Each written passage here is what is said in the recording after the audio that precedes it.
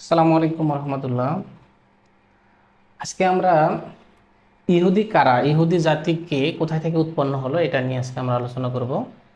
তা আমরা জানি পৃথিবীর আদি মানব হচ্ছে হযরত মুহাম্মদ সাল্লাল্লাহু আলাইহি সাল্লাম। ওনার তিনটা সন্তান ছিল। তিনটা সন্তানের মধ্যে একজন হাবিল, কাবিল এবং শীস আলাইহিস সালাম। প্রথম এই দুজন সন্তান ছিল হাবিল এবং কাবিল।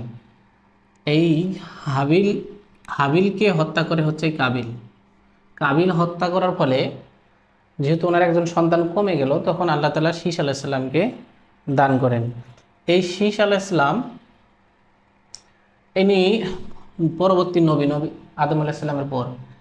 এনার প্রায় 1000 বছর পর নূহ আলাইহিসসালাম পৃথিবীতে আসে এবং শীস আলাইহিসসালামের বংশধর হিসেবে তিনি পৃথিবীতে আসেন। এখানে বলা হয় হচ্ছে নূহ আলাইহিসসালাম হচ্ছে শীস আলাইহিসসালামের 10মতম পুরুষ। হ্যাঁ, অর্থাৎ 10 প্রজন্ম পার হওয়ার পর এই নূহ আলাইহিস সালাম পৃথিবীতে আসেন। এখন নূহ আলাইহিস সালামের ছিল 4টা সন্তান। একজনকার নাম হলো সাম, একটার নাম হচ্ছে হাম, একটা হচ্ছে ইয়াফিস আর একটা হচ্ছে ইয়াম। তো নূহ আলাইহিস সালামের নৌকায় যে প্লাবনের ঘটনা এটা আমরা সবাই জানি। হ্যাঁ, এই যে একজন সন্তান ছিল, এই সন্তান হচ্ছে অবাধ্য ছিল। হ্যাঁ, যে আল্লাহকে মানতো না, সেই জন্য এই প্লাবনে তার মৃত্যু হয় ইয়াম, নূহ আলাইহিস সালামের। আর বাকি যে সন্তানগুলো থাকে এর মধ্যে হচ্ছে এই যে সাম, একটা হাম আর হচ্ছে ইয়াফিস, এই তিনজন সন্তানের পরবর্তী বংশধররা এই পৃথিবীটাকে ছাইয়ে নিছে। এখন দেখেন এইখানে সাম মানে হচ্ছে সাম থেকে যে বংশের সৃষ্টি হয়েছে সেটা হচ্ছে সেমিটিক বংশ। হাম থেকে যে বংশের সৃষ্টি হয়েছে সেটা হচ্ছে হেমিটিক বংশ। আর ইয়াফিস থেকে যে বংশের সৃষ্টি হয়েছে সেটা হচ্ছে ইন্দো ইউরোপীয় বংশ। এই পড়াগুলো কিন্তু আমরা বাংলা পড়ার সময় পড়ি, কারণ মানব জাতির সৃষ্টি হয়েছে কোথায় থেকে, বা মানব পৃথিবীর সবচেয়ে বড় বড় যে জাতিগোষ্ঠীগুলা সেমিটিক, হেমেটিক, ইন্দো ইউরোপীয়, এইগুলো আমরা কিন্তু পড়ছি। হ্যাঁ, তো এই যে সেমিটিক জাতি থেকে আজকের আরব এবং ইহুদি জাতির সৃষ্টি। যে বর্তমানে যে আরব এবং ইহুদি জাতি এটা হচ্ছে সেমিটিক, এই সাম বংশ থেকে আসছে। আর হেমিটিক বংশ হচ্ছে মিশরীয়রা। আর হচ্ছে ইয়াফিস বংশ থেকে হচ্ছে ইন্দো ইউরোপীয়, যেটা আমরা জানি হচ্ছে ওই যে ইউরাল পর্বত থেকে ইন্দো ইউরোপীয় সৃষ্টি হয়, ওখান থেকে আজকের ভারতীয় উপমহাদেশের আমাদের বাংলা ভাষা তৈরি হয়েছে। এই যে এই জাতি থেকেই আবার হচ্ছে কি, এই যে ভারতীয় উপমহাদেশের জাতি, ইরান জাতি এবং ইউরোপের জাতিগুলান সৃষ্টি হচ্ছে ইন্দো ইউরোপীয় জাতি থেকে। এখন এই তিনটে জাতির মধ্যে এইখানে দেখলাম হচ্ছে একটা জাতি হচ্ছে কি জাতি, আরব জাতি বা ইহুদি জাতি। আরব এবং ইহুদি জাতি সাম বংশ থেকে আসছে। তা আমরা জানি আরবের মধ্যে থেকে কি কি আছে। আরবের মধ্যে হচ্ছে বর্তমান ইরাক পর্যন্ত আরব আমরা ধরি। হ্যাঁ, ইরাক পর্যন্ত কি ধরি, আরব ধরি। এই আজকের যে ইরাক, এই ইরাকে কিন্তু আদম আলাইহিস সালামের ইব্রাহিম আলাইহিস সালামের জন্ম হয়েছে। আজকের যে ইরাক, এই ইরাকে হচ্ছে ইব্রাহিম আলাইহিস সালামের জন্ম হয়েছে। এই ইব্রাহিম আলাইহিস সালামের দুজন কি ছিল, স্ত্রী ছিল, দুজন স্ত্রী ছিল। ইব্রাহিম আলাইহিস সালামের দুজন স্ত্রী ছিল। একজন হচ্ছে সারা, একজন হচ্ছে সারা আর একজন হচ্ছে হাজেরা। হাজেরা আর হচ্ছে সারা। এই সারা কিন্তু ইরাকীয় বংশধর। হ্যাঁ, এখান থেকে ইব্রাহিম আলাইহিস সালাম আল্লাহ তাআলার হুকুমে বিভিন্ন জায়গায় হিজরত করছে। তার মধ্যে মেইন যে জায়গাগুলো সেটা হচ্ছে আরব, তারপর হচ্ছে বর্তমান ফিলিস্তিন, তারপর হচ্ছে মিশর। এই জায়গাগুলোতেই উনি হিজরত করছেন আল্লাহর হুকুমে।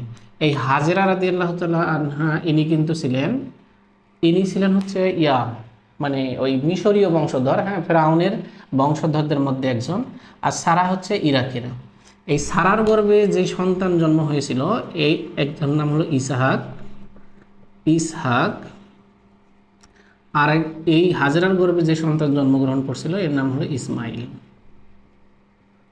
এই যে ইসহাক আর ইসমাইল, এই দুই মায়ের দুজন সন্তান।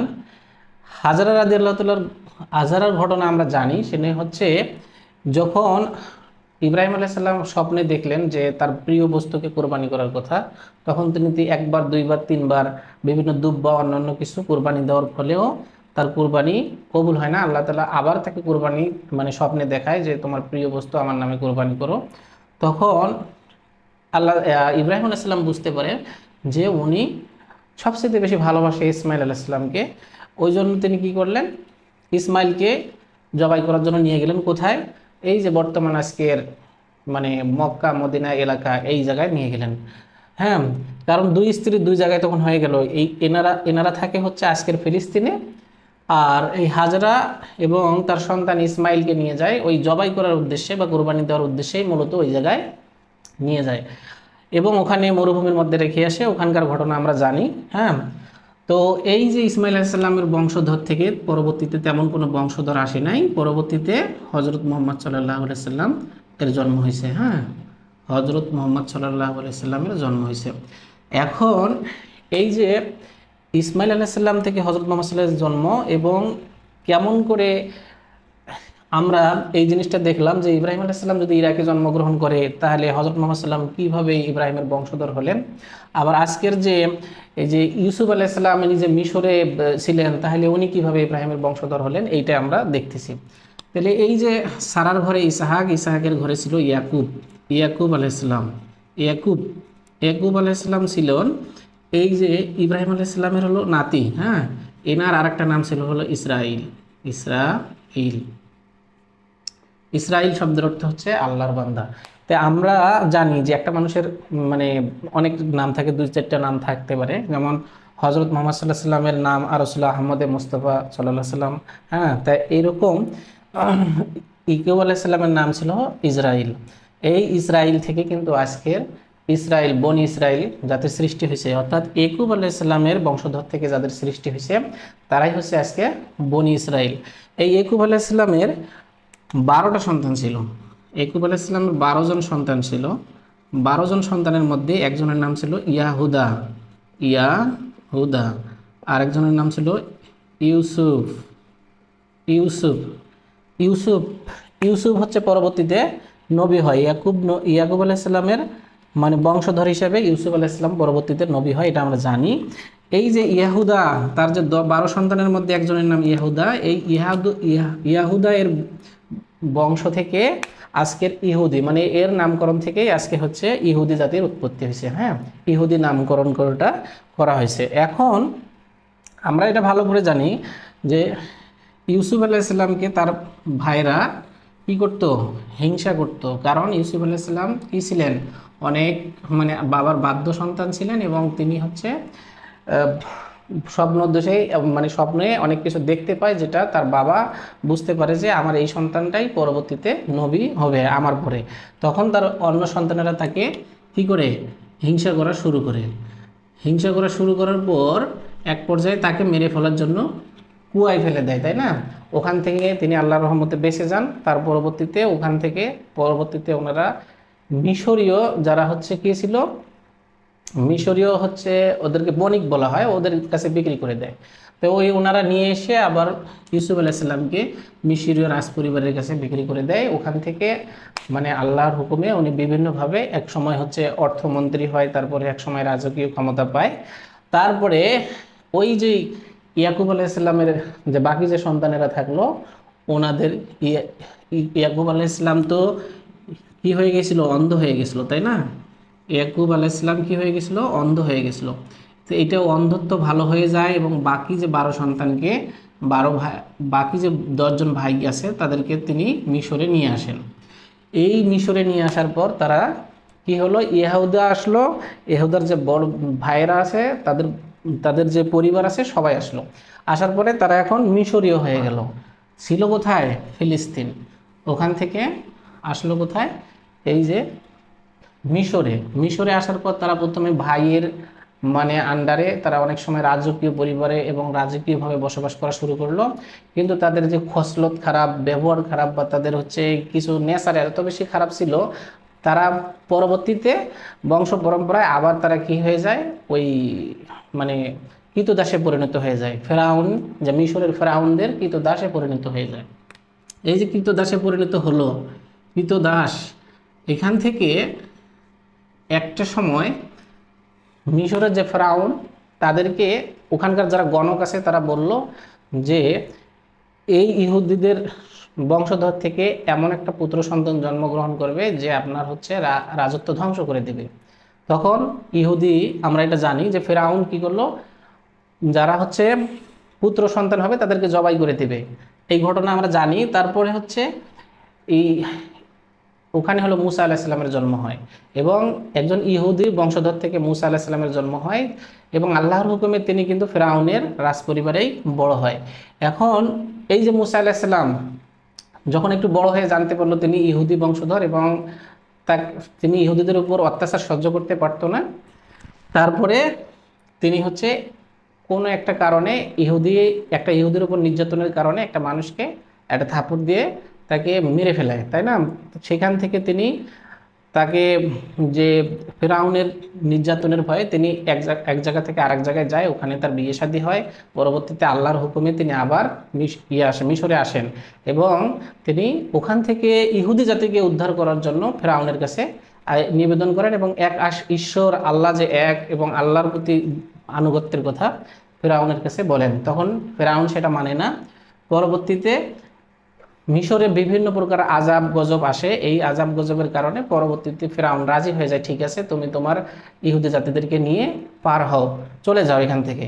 আগমন যে ঘটলো মুসা আলাইসাল্লাম, তখন ইহুদি জাতিরা যে নির্যাতিত হয়েছিল মিশরের ফেরাউনের কাছে, তখন তারা কিন্তু একজন, মানে কি, আল্লাহ তাআলা তাদেরকে উদ্ধারের জন্য এই মুসা আলাইসাল্লামকে পাঠিয়ে দিলেন। মুসা আলাহিসাল্লামের জন্মের ঘটনা তো আমরা জানলাম। এখন এই মুসাকে নিয়ে যখন তারা পার হচ্ছিলেন, মুসা এবং ইহুদি জাতিদেরকে নিয়ে যখন তারা পার হচ্ছিলেন, তখন কিন্তু ওই ফেরাউন কিন্তু তাদের উপর আক্রমণ করে, এবং নীল নদে ওই যে লাঠি তারপরে পার হওয়া, এই ঘটনাগুলো সবাই জানে। এই যে মুসা, তারপরে ইউসুফ আলাইসাল্লামের পরে আসলো মুসা, এবং মুসা কোথায় আসলো? মুসা আসলো আজকের মিশরে। মুসা আলাইসাল্লাম তাদেরকে নিয়ে যখন পার হলেন, পার হওয়ার পর যে তুর পাহাড়ে গেলেন, সেখানে মাঝে মাঝে তো একটা যাত্রা করার জন্য রেস্ট করতে হয়, ওই জায়গায় এলাকায় গিয়ে তুর পাহাড়ে মুসা আলাইসাল্লাম গেলেন, এবং সেইখানে তার মানে উপর তাওরাত কিতাব নাজিল হলো। এই যে তাওরাত কিতাবটা নাজিল হলো, এবং ওই সময় কিন্তু তুর পাহাড়ে মুসা আলাইসাল্লাম বেশ কয়েকদিন যাবৎ ছিলেন, এবং সেইখানে তার তার ইহুদি জাতিগোষ্ঠীরা ছিল, এবং তার দায়িত্বে ছিলেন কিন্তু হযরত হারুন আলাইহিস সালাম। হ্যাঁ, মুসা আলাইহিস সালামের ভাই। কিন্তু নবী ইয়া নবী মুসা যখন তুর পাহাড়ে ছিলেন, তখন তার জাতিগোষ্ঠীরা কি শুরু করলো, ওই আবার মানে গরু পূজা শুরু করে দিল। হ্যাঁ, এই যে পূজা পূজা গরু পূজা, বিভিন্ন প্রাণী পূজা, এই পূজা কিন্তু ওখান থেকে উৎপত্তি হয়েছে, গরু পূজা শুরু করে দিল। তাইলে তখন কিন্তু মুসা আলাইহিস সালাম মানে খুবই রাগান্বিত হয়েছিল। এই জাতি কিন্তু বিভিন্ন ক্ষেত্রে বিভিন্ন সময় আল্লাহর কাছে পথভ্রষ্ট হয়েছে এবং অভিশপ্ত হয়েছে। এই যে মুসা আলাইহিস সালাম কি করলেন, তার ওই ইহুদিদেরকে ওখান থেকে উদ্ধার করে আবার ফিলিস্তিনে গেলেন। এই যে ফিলিস্তিনে গেলেন, ওইখানে আবার কি দাউদ আলাইহিস সালাম ইহুদিদের মধ্যে, এবং ওইখানকার হচ্ছে যারা হচ্ছে নেতৃস্থানীয় লোক ছিল, তাদের মধ্যে একটা যুদ্ধ হয়। ওইখানে জালুত নামের একজন ব্যক্তি ছিল। এই জালুত নামের ব্যক্তিটাকে ইট ছুঁড়ে তার চোখ উপড়ে দিয়েছিল, মানে এই দাউদ আলাইহিস সালাম। হ্যাঁ, তখন ইহুদি সম্প্রদায়ের লোকেরা এবং তার সম্প্রদায়ের লোকেরা তাকে খুব বেশি পছন্দ করে, এবং পরবর্তী নেতা হিসেবে তাকে নির্বাচন করে, এবং আল্লাহর হুকুমে তিনি পরবর্তীতে নবী হন, এবং তার উপর জাবুর কিতাব নাজিল হয়, এটা আমরা জানি। হ্যাঁ, দাউদ আলাইহিস সালামের সন্তান ছিলেন সুলাইমান আলাইহিস সালাম। এই সুলাইমান আলাইহিস সালাম কিন্তু পৃথিবীর সবচাইতে বড় যে রাজা গুলাম ছিল, সম্রাট ছিল, কয়েকজন ধনী রাজা ছিল, তার মধ্যে হচ্ছে ইনি একজন।